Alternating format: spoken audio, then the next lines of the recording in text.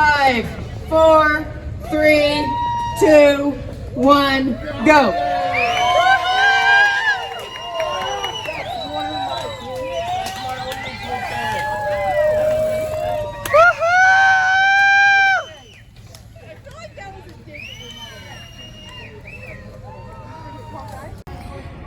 So it's a very early morning here in Logan, Utah. We just sent Dave off on his ride. He is riding the 2020 LOTOJA, which is Logan to Jackson, Wyoming. Early takeoff. They have thousands of riders. It's a well-attended event, racers and riders. So this is one of those things that dangles in front of our eyes, and he's off and doing it.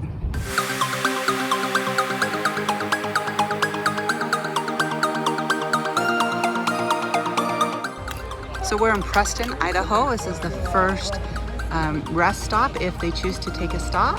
And let's see what is happening.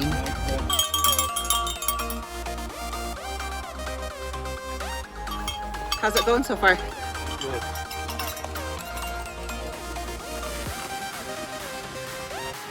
So hey, let's talk about LOTOJA a little bit. What were your thoughts and feelings going into that ride? Oh man, I was a little bit nervous to do it. It's a big ride. I mean, 200 miles in one day is quite the thing to do, and I was a little bit nervous, but I trained good and I felt like I was prepared to do it. So a little nervous, but I felt prepared. The route for LOTOJA is a little bit different. Usually I can follow along on his rides and we can get some really good recordings and kind of show you more about how the ride goes. However, the route for LOTOJA divides the cyclists away from the support vehicles, and so I had to go a few different routes and ways than he did.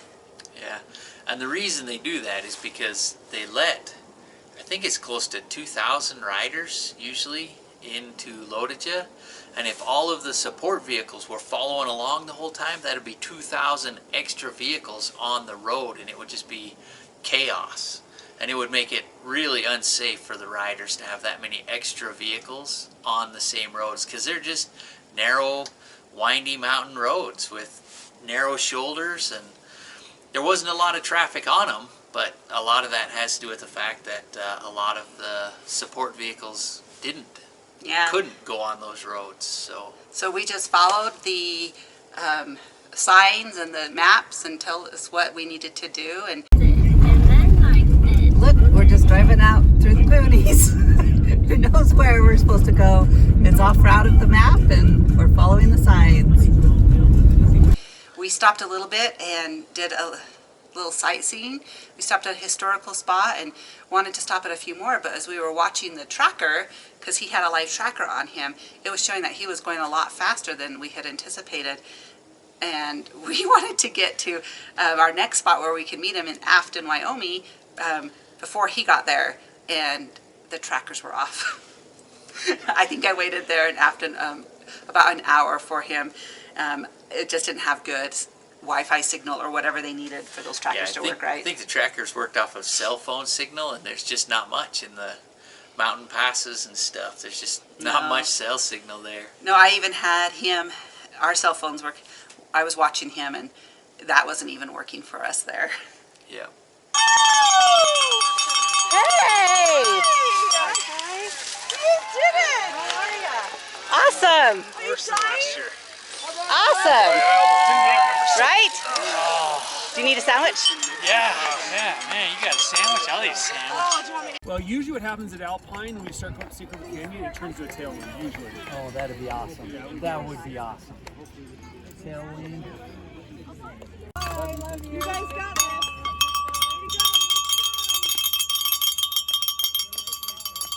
So what about how you felt during your ride? I know at some points you sounded like it was great and everything was good, and at other points you struggled a little bit.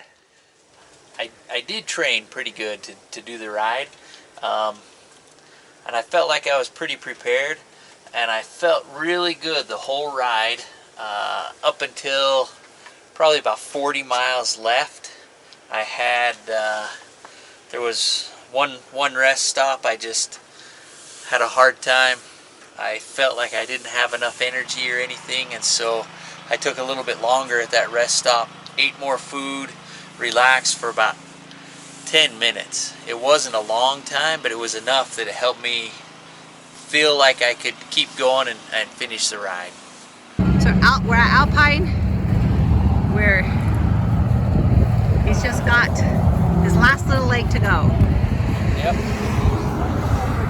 Pretty tired, but here I go. Kisses for the road.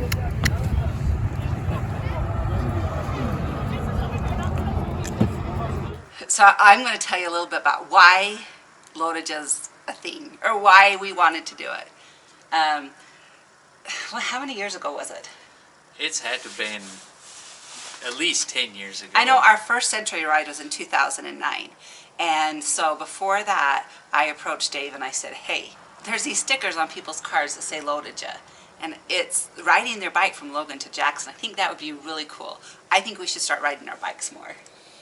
And at the time, I was already riding my bike to work every day to try and save a little bit of gas money. I thought it could be a little cheaper to ride your bike.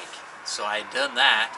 And I was really starting to get into road riding more, and I wanted to try things. So I know in 2009 we signed up for our first Century, and the whole goal was that one day we would ride the LOTOJA ride. Well, fast forward a few years, and I completed a handful of Centuries and some other distances. And you know what I decided? I did like riding my bike, but anything past the 75, 80 mile range was, I felt, too much for me. And those were the parts where I started to not enjoy riding my bike anymore. So I knew there was no way I would ever ride a 200-mile ride alone. And then, you know, fast forward, I break my ankle and other things happen, and I'm not riding as much as I used to. So why did you ride it? Did I force you to ride this ride? Well, and I got to the point where riding a Century ride was easy. I could just go ride 100 miles if I wanted on a weekend and not worry about it. I just had to make sure I had somewhere I could fill up some water bottles and grab a snack, and I was good to go, do 100 miles. And so I'd actually done another 200-mile ride a few years ago to kind of push myself, test myself a little bit, and see if it was possible to do it. And I did it, and I finished, and I just thought, well, it's the time to do LOTOJA now. And LOTOJA has a few little quirks and things about it. We feel like it's a hard ride to get into. It is a lottery drawn. You just never know if you're going to be able to make it into the ride or not. Yep. And my brother had put in for it a couple times and got in, and so I thought, well, I'll just try it. And so this year I went ahead, and even though there was all the problems and I had to sign a waiver that said if they canceled it, they would put half my money towards next year. And I just thought, well, I'm going to try it and see what happens. And so I signed up for it and got in. So that's the little backstory of why LOTOJA is something we've wanted to do, and why and how we got to do it. Yep. And so now I've done it.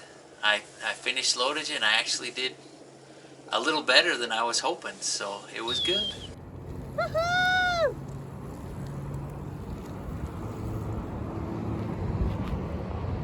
And how about when you finished? How did you feel? When I finished, I felt great. I mean, it's good to know you've done something like that's that hard, but there was such a crowd there at the finish line, and they were cheering, and bells were ringing, and the announcer announced your name, everything. It just makes you feel like you have really accomplished something, and everybody's there to help support you with it. And it was an amazing feeling to be done, to do something, to accomplish something like that. So it was awesome. Make some noise for him. We've got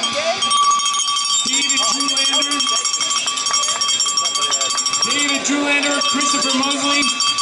Congratulations, you guys. Welcome to Jackson Hole.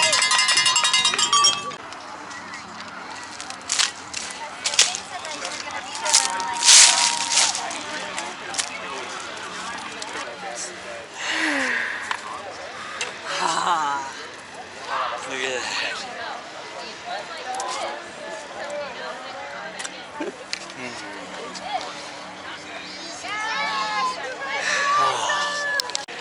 So you just finished LOTOJA.